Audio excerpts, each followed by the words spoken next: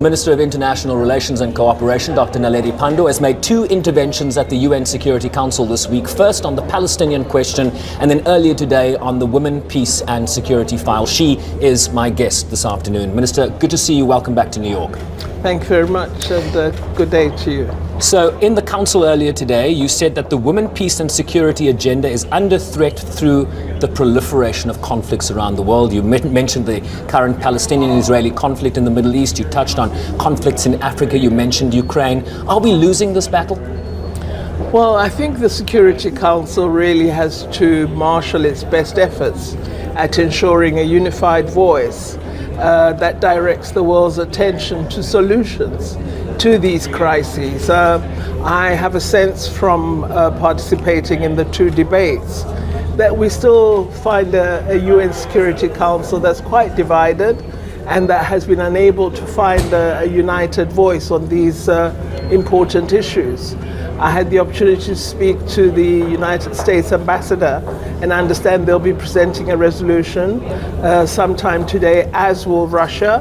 I was saying I think really we need a synthesis, because there is so much conflict that it's only through this multilateral institution that a unified voice can emerge, which will give a sense of hope that we can overcome the most difficult problems.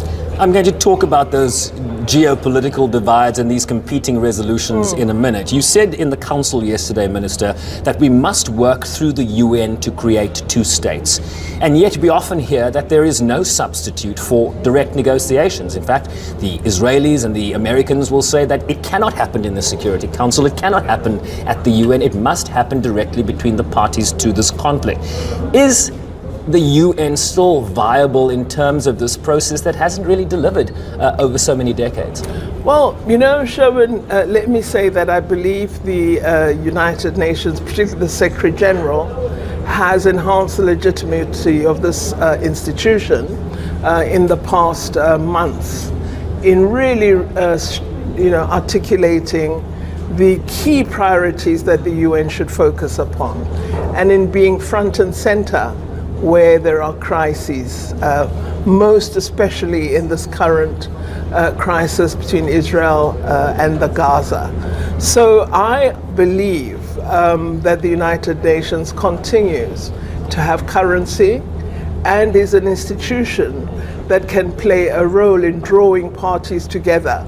The solution won't be found in the UN as an institution, but the UN should be playing a leading role in using its ability to draw parties, countries, individuals together. This is what we meant. Minister, some would argue that Washington, for example, has played a more meaningful role in terms of those direct negotiations between the Israelis and Palestinians, and yet you see a lot of division around the continued role of the United States. Does the United States still enjoy South Africa's full confidence as a mediator in this conflict? I think the United Nations is an important body. As to the United States and its particular role, the United States has taken a specific position with respect to Israel. There hasn't been much reference in the discourse of the United States reference to Palestinians. It's been much more about Israel. What you need is an institution and individuals and leaders who haven't taken a particular position that draws countries apart, but that is able to bring people together. And I believe that the Secretary General and the United Nations body could be that institution. Minister, you mentioned the two competing council resolutions, one from the United States on humanitarian pauses, one from Russia calling for an immediate ceasefire. You yesterday joined urgent calls for what you said was an immediate, comprehensive ceasefire. So I'm guessing you're leaning towards the Russian resolution in this instance. I'm leaning toward a ceasefire. I'm against Well, the United States is not proposing that. Well, then I think their resolution should not enjoy a sway with member states, because when you say pause, what do you mean? You start bombarding again a day later? I think we need to bring this conflict to an end. The suffering has been immense, and what we should all be working at is finding the hostages, getting them released by Hamas, and stopping the killing. The United States is basically affirming in that resolution, calling for humanitarian pauses, Israel's right to self-defense. What do you make of that argument? I worry about that notion because, again, context is being amended to suit a particular argument. We're aware that the people of Palestine have suffered great harm over many years of settler occupation, denial of rights, denial of freedom, denial of territory, denial of sovereignty.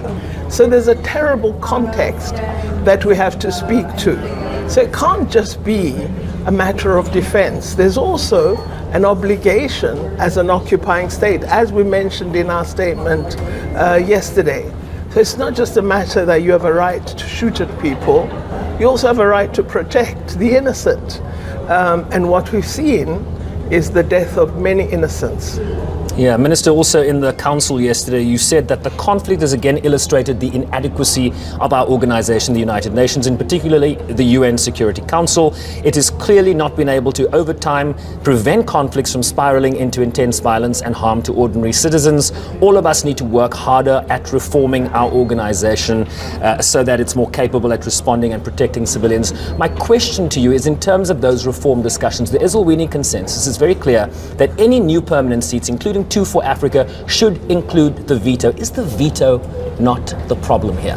I'm not here to change the decision of the African member states of the African Union, so the Eswatini consensus stands as is at present. But the reform I'm speaking of is not merely the Security Council. If you read beyond the Security Council reform, you would have noted that what I said is that the UN needs to look broader at capacity to protect. Because what's happening, we're all observing while people are being mowed down. Surely this shouldn't be how we are as a global community. And what we need to look at is, can we establish through the UN, where all the world is gathered, a mechanism, be it soldiers, a peace force, I don't know what it might be, but that would be there as a shield for the innocent. But let me give you that they're not harmed. Let me give you one practical example. There was a resolution put forward by the Brazilians calling for humanitarian pauses, among other things. It had 12 council members in support, 2 abstentions from the UK and Russia, and the United States vetoed it, scuppering the entire thing. That's why I ask you again, is the veto not problematic? Oh, absolutely. I mean, this is one of the reasons why the reform needs to be inclusive of how decisions are made and where the final decisions are taken. At the moment, you have a use of the General Assembly to almost overturn what would come out of the Security Council when there are instances of a veto. The General Assembly can vote for or against the resolution and is taken as adopted. Should we be moving to that kind of more democratic inclusion? I don't know. I would just say these that are deliberations we should have. General Assembly resolutions are not legally binding. They don't have the same power. So that system would need to be looked at as well. Sherwin, it's very kind to say that there's power because people are dying. Clearly, you need much more power than what exists through a legally passed resolution. You need to be able to act to protect. Minister, your call with the Hamas leader Ismail Haniyeh after the October 7th attacks has not gone down well in certain quarters. The SA Jewish Board of Deputies in a statement quoted the fundamental principles of the Hamas Charter. It says the destruction of Jews and the Jewish state. Israel will exist and will continue to exist until Islam will obliterate it. There is no solution to the Palestinian problem except jihad. In retrospect, Minister, was it a wise decision to have that call?